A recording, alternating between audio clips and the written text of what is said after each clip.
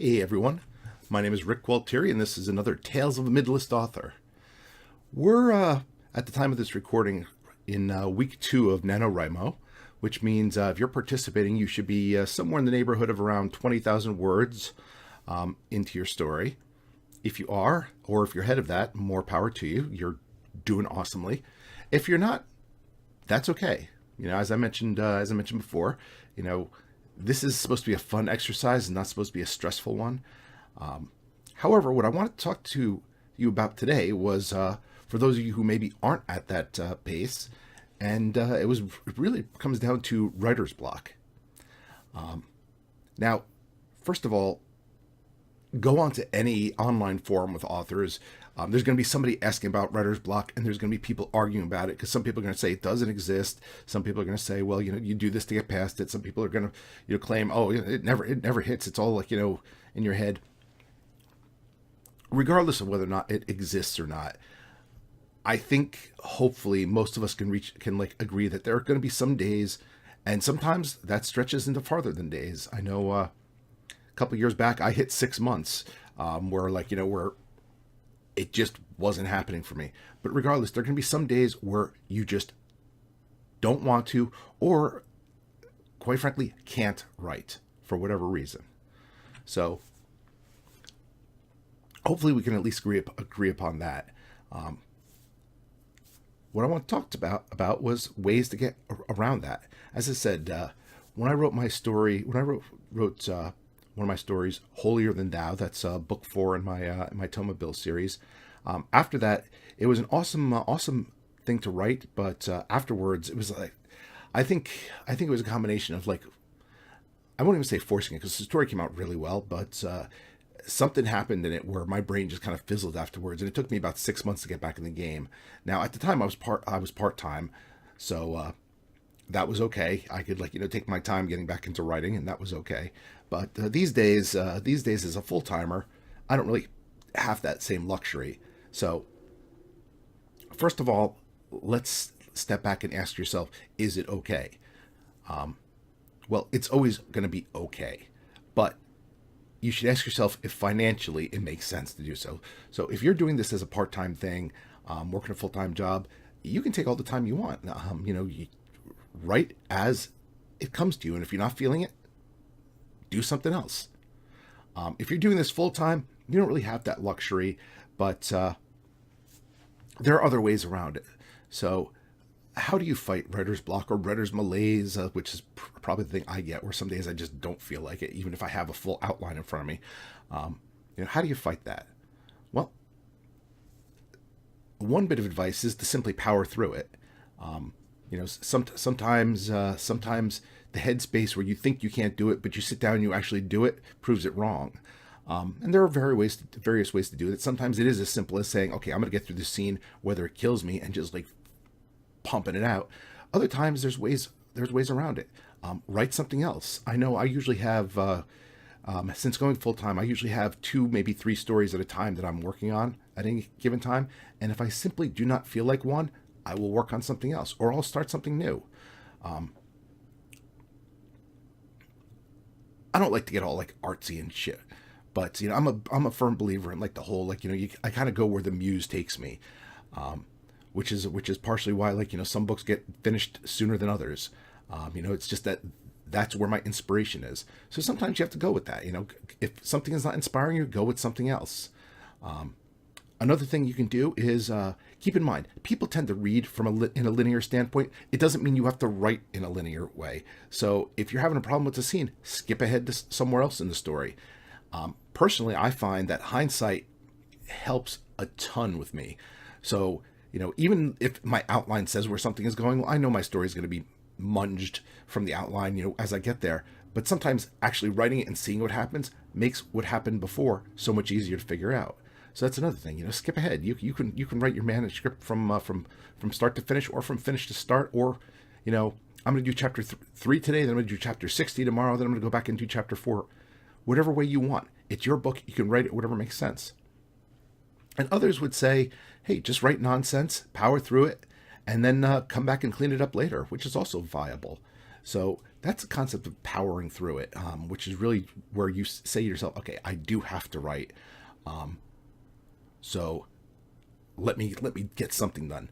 And again, any progress is good progress. So even if you're working on a little side project where like, yeah, let's see where this goes, the fact that you actually got some work done, at the end of the day, that's an accomplishment. An accomplishment can make a world of difference to your state of mind. So keep that in mind. Um, as a full-time writer, there are plenty of other things I can do for my business on days where I'm just not feeling it. So if I wake up and I just know for a fact that I sit down and I'm like, okay, I can either stare at the same paragraph for the next 6 hours, or I could like be productive elsewhere. I'm gonna be try to be productive elsewhere. There's marketing I can do. I can write blurbs. I can like go and work on like some advertising graphics in Photoshop. There's all sorts of things I can do. I can go on social media and like and see what I can do there. There's all sorts of ways I can fill up my day that even though I am a writer, don't have to do with writing, but they are still moving my business forward. So, you know, sometimes you got to take a mental health break from one to do the other. And it's the same way with other aspects. Some days I don't feel like babysitting my marketing, so I'll be like, okay, I'll get back to that tomorrow. Um, you know, as long as it gets done. You can also sit back and try to figure out what's causing the block. Figure out your own headspace. Um, you know, what is it? Do you hate what you're writing? Is it just like a horrible time for you right now? Are you depressed for something that's going on in your life? Um, Try to figure that out. Try to figure out what's causing it. And as I said, if it is story based, sometimes you got to step away from something. I know writing The Wicked Dead, which is one of my favorite stories in the series, but I like had at least two times where I was like, all right, I need to put this down for a month and come back and do something else. And I was working on other stuff at the time, but then I came back and and finally got it done, and the story came together beautifully. But I took plenty of breaks from it. Um, you know, this is one of those cases where sometimes, and here's the thing, sometimes you can feel a little bit of fan pressure. Um, where people are like, we must have this next book. Mind you, that's not a bad thing. I'd sooner have that than crickets. If people are beating down my door and saying, where's the next book in this series? That's really not a horrible thing. But sometimes that pressure can kind of get to you. Keep in mind, it's your business. You want to put out the best product you can. And here's the thing, if something is affecting you where you can't put out the best product you can, well, then you're not really going to make those people happy. I think, you know, true fans, they understand that. And I think most people are pretty understanding when you say, hey, I want to put out the best book story I can give you. I just don't want to crap out something from A to Z. And for the sake of a better story, I think a lot of people are willing to wait. So, something to keep in mind. I know. I talked about rapid release several weeks back, and how that can really cause some craziness. When you train people that I'm going to have a new book out every month, and suddenly you're like, oh, I can't do it this month. You can kind of feel like crap there. But again, there's nothing wrong with telling people, hey, it's not going to happen. I'm working on this, and I will get back to that. Again, do what's right for your business, for your story, for the products you're putting out there. And I mean, and sometimes the reality is, sometimes you need a break. Sometimes you need to change a pace. I know sometimes I need to step outside, get some inspiration elsewhere, go out shopping, go do something else, clear my head. It's not, I talked before about that work-life balance, and it's not much different here. In any given office environment, I mean, there are going to be times when it's crunch time, and there are going to be times where you're like, okay, it's a hanging around the water cooler day, or just like BSing with the guy in the next cubicle over. We all need that downtime during work, and this job is no different. In which case, that downtime involves, okay, how do I recharge those mental batteries of mine so I can sit down and work on something? There are a lot of different ways to combat this. I think probably the best one is trying to figure out what's causing it. Play a little amateur psychologist with yourself, because once you find the root cause of something, you can typically kind of work your way around it. But above all else, don't beat yourself up, because that is not going to make it better. And don't worry about what everyone else is doing. That's one downside of nano is when you look, if you're in a group and everybody's like, oh, I have 20,000 words, I have 30,000 words. Hey, I finished in the first week, and you're like, I have 10 words that say, once upon a time something happened and it's been nothing since then. Don't beat yourself up. Marathon, not sprint. Keep that in mind. Personally, I would rather take a few days and get my head on straight and know that it's going to help my story than go and and write crap and then release crap knowing that I didn't put my all into it. So don't beat yourself up over it. You need to you need to take care of you sometimes, and sometimes that means, hey, you got to step away.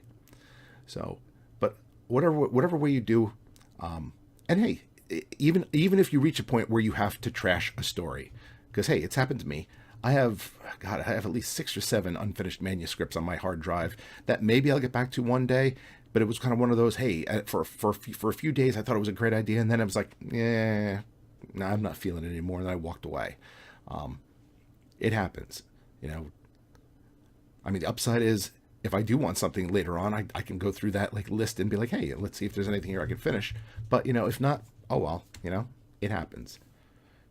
Sometimes I can use those ideas later, sometimes I can't. But if I can't, it's not wasted time, because hey, all writing is is good practice anyway. So again, don't beat yourself up. Find out the source of it, find ways through it, and find ways through it that work for you. And if you do have to take a little time off, and you can afford to take that time off, do so. There's no shame to be had in it.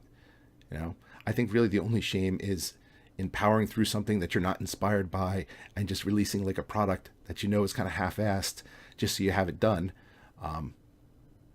I think that's probably really the only shame to be had.